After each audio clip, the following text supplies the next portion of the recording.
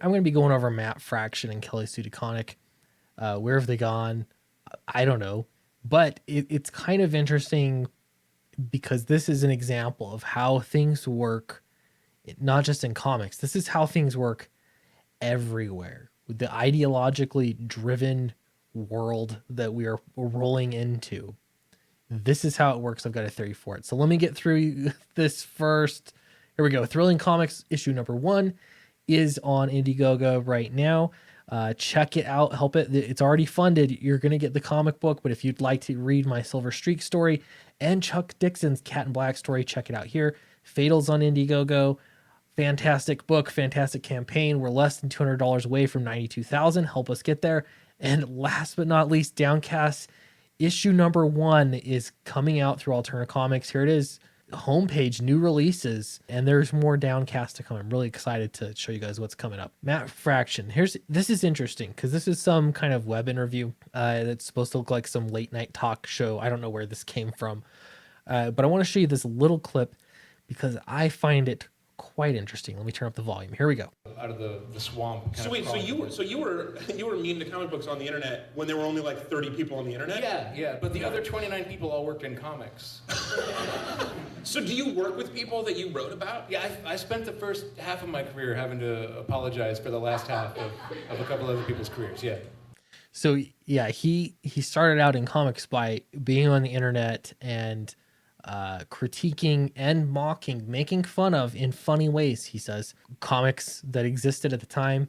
Not only that, he would say it to comic book creators, and then he was welcomed into the comic book industry at some point in time. Isn't it interesting that he didn't start out in comics by kissing the ring like most people do?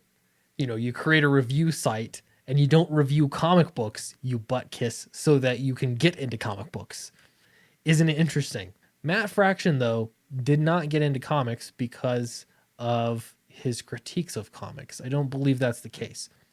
Fast forward, because I don't think it's about getting into comics. I think it's about being selected to spearhead symbolically where you want your company to be and where you want yourself to be viewed.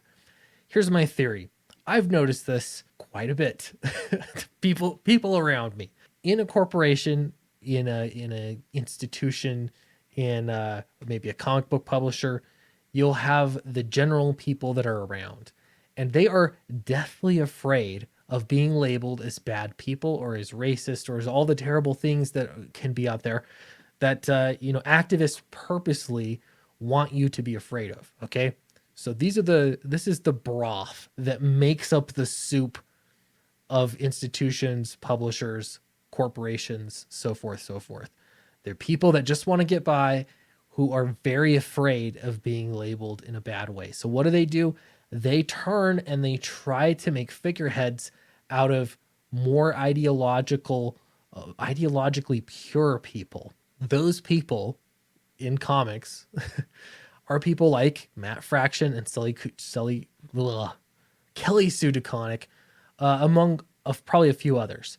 Now, what this does is it signals to a whole lot of other people that, hey, if I appear to be an ideological leader, then I'm going to have a better chance of getting into comics. This is the truth.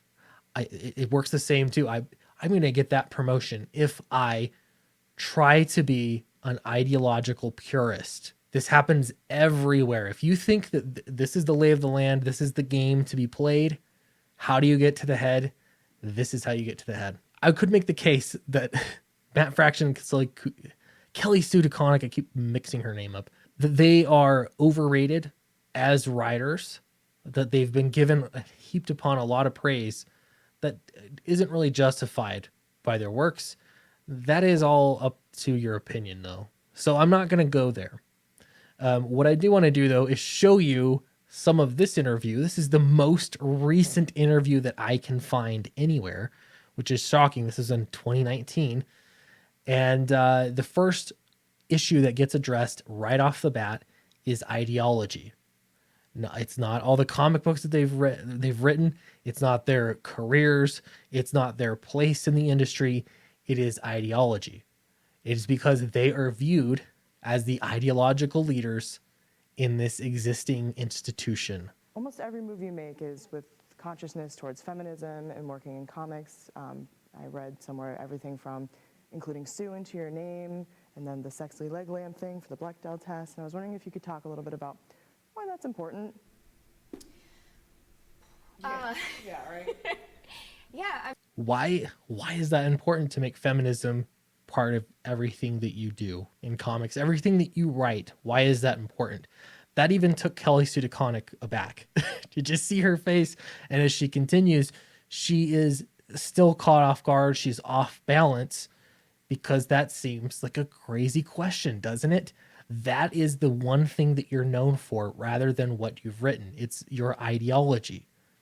That's what happens when, again, you have most people are afraid and they want those ideological people leading the charge so that they can prove, like, we're good, we're following along this line. And then you're incentivized just because of those points of view. I mean, I think there's sort of obvious, I mean, like if you can't get on board with the idea of inclusion for reasons of, I don't know, morals or ethics or compassion or humanity, I think then maybe we can get you on board, practically speaking. Okay, so that was a whole lot of fumbling and searching for not much at all. And that's because you don't actually have to be an ideological leader. You just have to look like one. Problem solved. On face value, everybody wants there to be some kind of virtue signal that they're the good company, they're the good guys because they hire the right people, they care about the right things. It's in their mission, their vision, they're part of their brand. But at the same time, if you were leading an ideological fight, if you were the ideological leader, you could just be into the ideology. Why does it have to be comics? We're at a point in the world where we can't afford to marginalize people. We need everyone to be able to contribute to the limits of their abilities and their Everyone except for you, bigot. imaginations. And in order for them to be able to do that, they need to have their basic needs met. So everyone needs to have health care. People should have equal pay. Once we get these basic things taken care of, then everyone will be able to contribute. And world's on fire, guys. We need all hands on deck. Okay, what that has to do with writing comic books and why it should be in your comics makes no sense. To me, it's an easier explanation that, well, that's why you were hired. You were hired so that you could put those things in comics. I know that's how you got your job at Image because that's what they said. That Robert Kirkman said so himself. They were specifically looking for somebody that could represent women and feminism, and therefore they reached out and said, "Do you have anything you want to publish?" She said, "Yeah, I've got a story." Okay, doesn't matter. Sight unseen, you're being published. That's why. I mean, I'd rather that everyone was on board for the most basic reasons of humanity and compassion, but I'll take what I can get. Sure, yeah, and you'll forgive me for asking that question so broadly. It seems super obvious to people who are garbage cans, but the Yeah. internet is full of garbage cans. Yeah. When you guys were working, The world is full of garbage cans. Oh my gosh. so I read this from another interview, so correct me if I'm wrong, but when you were working with DC, I guess Matt had said that equal pay or bust. Is that why? Like, forgive me for asking this so broadly. Again, it seems so dumb and simple, but like, why is that important? Why is it important for everybody to be on board here? Okay, so Matt Fraction insisted for him to work at DC. Him and Kelly Sue DeConnick, they both need to get paid the same amount of money. Equal pay. Why doesn't anybody address sales numbers and how well things sell? I don't know how well Matt Fractions, what did he write at DC? But I don't know how well the sales went. But ultimately, what does it have to do? Why is it important? He was hired specifically for that reason. That's why they were hired, to be ideological figureheads. Fairness, it's fair, and fairness is right and good, and I don't know how to be a parent or a person in the world and to live by an ethos that I don't agree with. And First off, I gotta say, how he's answering this question is he seems like he's so disgusted that he was even asked the question when clearly the interviewer is on your side ideologically. Like you're playing the same game. You're acting as though someone's asking you this question with genuine concern. Why would you ask, to work there? You don't want to work there unless you're getting equal pay. That doesn't make any sense. And then he turns around and he acts like it's an absurd question to ask. This is common sense, people. she's better than I am anyway, so pay her what she's worth. And it was never it was never discussed. It was proposed, it was like, hey, do you guys want to come here? What are your terms? Those were the terms. It was never batted back. There was no argument made. DC was right off the bat, of course, to their eternal credit.